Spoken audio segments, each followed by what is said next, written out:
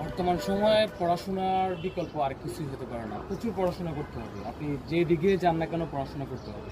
Young generation হোক আর দেখা গেছে মধ্য জেনারেশন হোক, এই বর্তমান যে সিচুয়েশনটা যাচ্ছে 2025 যদি আমরা ধরি, ওয়ার্ল্ড ওয়াইড পুরো বিশ্বব্যাপী যদি আমরা চিন্তা করি, পড়াশোনার কোনো বিকল্প নেই। কারণ আপনি কোন সেক্টরে যাবেন, যেই সেক্টরে যান না কেন পড়াশোনা করতে হবে। পড়াশোনা এমন একটা সাবজেক্ট, এমন একটা ওয়ে, যেটা আপনাকে যে সেক্টরে যান না কেন আপনাকে উইন করবে।